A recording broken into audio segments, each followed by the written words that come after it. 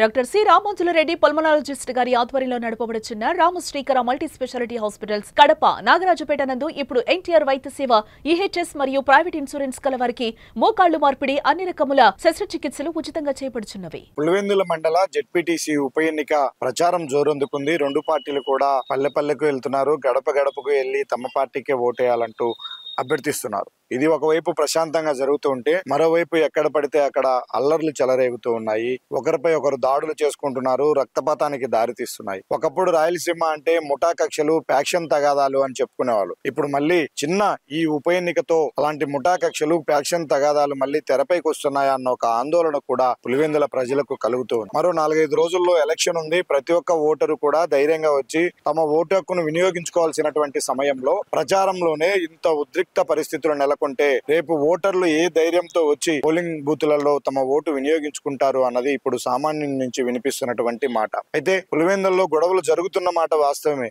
దీనికి కారణం ఎవరు? ఏ పార్టీ కవ్వింపు చర్యలకు పాల్పడుతుంది? ఏ పార్టీ నాయకులు ఎవరి మీద దాడులు చేస్తున్నారు అనే కన్ఫ్యూజన్, చర్చ ఇటు పోలీసుల్లోనూ అటు సామాన్యుల్లోనూ జరుగుతూ ఉంది. పోలీసులు ఇప్పటికే మేము పూర్తి స్థాయిలో భద్రతా ఏర్పాట్లు చేశాము, ప్రతి ఒక్కరూ ఏ నాయకులు ఏ గ్రామంలో ప్రచారం చేస్తూ ఉన్నారు, ఏ సమయం నుంచి ఏ సమయం వరకు ప్రచారం చేయాలి, ప్రసార సమయంలో ఎంతమంది పాల్గొనాలి అనే అన్ని విషయాలతో కూడినటువంటి అనుమతులను పోలీసుల దగ్గర నుంచి పొందిన తర్వాతే వాళ్ళు మూవ్ చేస్తున్నాము వాళ్ళను అని పోలీసులు చెప్తున్నారు. కానీ ఈ రోజు జరిగినటువంటి సంఘటనకు ప్రధాన కారణం అక్కడ ఉన్నటువంటి పోలీసులు గట్టి చర్యలు తీసుకోకపోవడమే అన్నది స్పష్టంగా కనిపిస్తూ ఉంది. ఎర్రగుండ్లపాలెంలో జరిగినటువంటి సంఘటనలో ఈ రోజు మధ్యాహ్నం అక్కడ టీడీపీ నాయకులు ప్రచారం చేసుకోవడానికి పోలీసులు అనుమతి ఇచ్చారు. అయితే అక్కడ యాదవ్ కమ్యూనిటీ ఎక్కువగా ఉంది. అందుకని మధ్యాహ్నము టీడీపీ నాయకులు అక్కడికి వెళ్లి ప్రచారం చేసుకునే సమయం కంటే ముందే, అంటే ఉదయమే వెళ్లి వాళ్ళకు ఒక భరోసా కల్పించాలన్న ఉద్దేశంతో స్థానికంగా ఉన్నటువంటి అక్కడ ఎవరైతే ప్రచారంలో పాల్గొంటూ ఉన్నారో ఎమ్మెల్సీ రమేష్ యాదవ్ తో పాటు స్థానిక నాయకుడు వేల్పుల రాము వీళ్ళు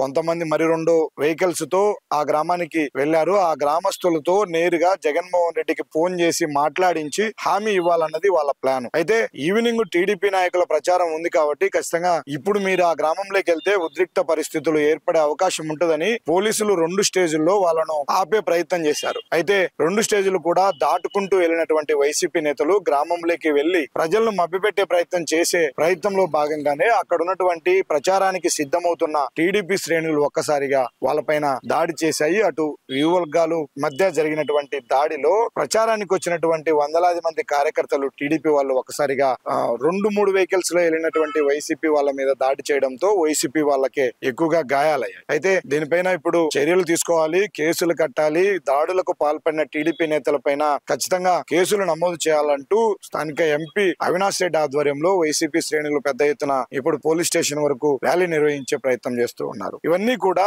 ఎన్నికల కోడ్ ఉన్న నేపథ్యంలో ఒకరికొకరు రెచ్చగొట్టుకుంటూ రాజకీయ కక్ష ప్రేరేపిత వ్యవహారాలకు పాల్పడుతున్నారు. అయితే వీటిని కట్టడి చేయడంలో పోలీసులు పదే పదే విఫలమవుతూ ఉన్నారు. అనుమతి లేకుండా ర్యాలీలు తీయకూడదు, అసలు అనుమతి లేని చోట ప్రచారమే చేయకూడదని ఎలక్షన్ కోడ్ లో చాలా స్పష్టంగా ఉన్నప్పటికీ పోలీసులు ఆ రూల్స్ ను ఇంప్లిమెంట్ చేయడంలో విఫలమవుతున్నారనే విమర్శలు అయితే ఖచ్చితంగా వినిపిస్తూ ఉన్నాయి. ఇప్పటికే దీనిపైన జిల్లా ఎస్పీ దృష్టి సాధించారు. కర్నూలు రేంజ్ డిఐజీ కూడా వచ్చారు. కోయ ప్రవీణ్ ఆయన ఇప్పటికే సంఘటనా స్థలాన్ని కూడా పరిశీలించి అక్కడ ఏం జరిగిందనే విషయాలపైన ఆరా తీస్తున్నారు. ఖచ్చితంగా దాడులకు పాల్పడిన వాళ్ళు, గొడవలకు కారణమైన వారిపైన కేసులు కడతాము అని ఒక హామీ అయితే పోలీసుల నుంచి వస్తూ ఉంది. ఇవన్నీ జరుగుతున్న నేపథ్యంలో పులివెందుల ప్రజలు ఏ విధంగా విచక్షణతో ఆలోచించాల్సి ఉంది. 12వ తేదీ జరిగే ఎలక్షన్స్ లో వారి ఓటు హక్కును ఫ్రీ అండ్ ఫెయిర్ గా వినియోగించుకోవడానికి సరైన పరిస్థితులు ఇప్పుడు పులివెందుల్లో నెలకొని ఉన్నాయా?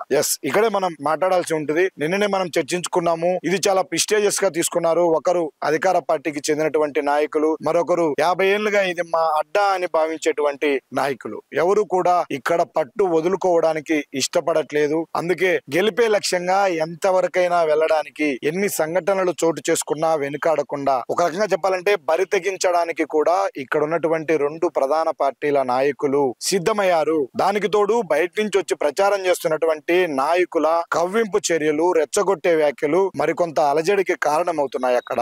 ఈ నేపథ్యంలో పులివెందుల ప్రజలు విఘ్నతతో, విచక్షణతో ఆలోచించాల్సిన అవసరం ఉంది.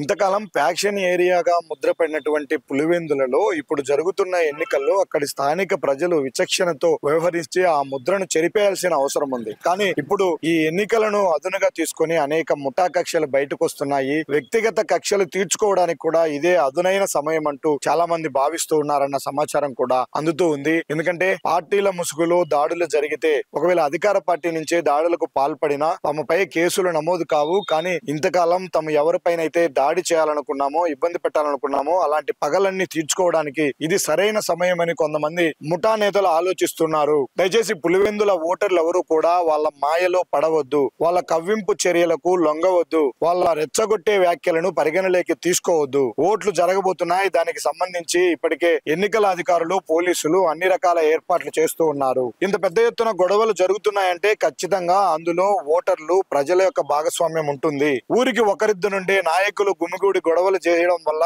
ఇంత పెద్ద గొడవలు ఏమీ కావు. కాకపోతే ఆ నాయకులు వెనుక కొమ్ముగాస్తున్నటువంటి ప్రజలే భాగస్వాములు అవుతారు. రేపటి రోజున కేసులు ఎదుర్కోవాల్సింది, భవిష్యత్తు పరిణామాలను బాధ్యత వహించాల్సింది వాళ్లే ఉంటారు. కాబట్టి ముఠా కక్షలకు, ఫ్యాక్షనిజానికి తావు లేదు. ఫ్యాక్షన్ వద్దు, ఫ్యాషనే ముద్దు అంటూ పులివెందుల ప్రజలు ఇప్పుడు జరుగుతున్నటువంటి ఎన్నికల్లో ఒక సరైన సందేశాన్ని బయటకు పంపించాల్సిన అవసరం ఎంతైనా ఉంది. కాబట్టి ఈ నేపథ్యంలో రాజకీయ నాయకుల కవ్వింపు చర్యలకు లోను కాకుండా విచక్షణతో, విజ్ఞానంతో ఆలోచించి తమ ఓటు హక్కును వినియోగించుకోవాల్సిన అవసరం ఉంది అని మాత్రమే సుమన్ టీవీ ఇక్కడ చెప్తుంది. జరుగుతున్నటువంటి పరిణామాలు చూస్తే కేవలం రాజకీయ ఆధిపత్యంలో అక్కడ ఏం చేసైనా సరే జెడ్పీటీసీ స్థానంలో గెలవాలన్న ఆశయమే రాజకీయ పార్టీలకు ఉంది తప్ప వెళ్తున్నటువంటి మార్గం ఏ విధంగా ఉంది, చేస్తున్నటువంటి ప్రచార సరళి ఏ విధంగా ఉందనేది ఎవరు కూడా పరిగణలోకి తీసుకుంటున్నటువంటి పరిస్థితి లేదు.